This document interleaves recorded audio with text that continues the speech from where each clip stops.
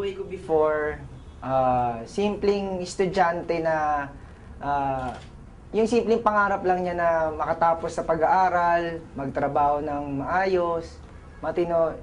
Yun yung buhay ko na before, na sabi ko nga simple lang. Actually, nagko-commute lang ako from Menjola to Galleria, from my house to school. Nasakyan ko LRT, bus, tricycle, jeep.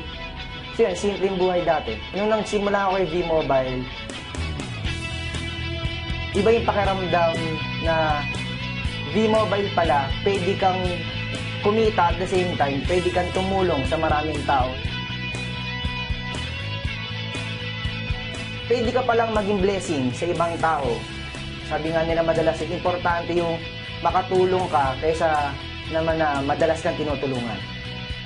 Sobrang binago ni V-Mobile yung financial aspect ng buhay ko. Ngayon, may kotse na, dati nagko-commute. Malaking bagay si V-Mobile. Sa mga nagsisimula ngayon, set a goal. Kailangan yung pangarap mo isipin mo mabuti. Paghandaan mo. Huwag mo kakalimutan, syempre, Panginoon Diyos.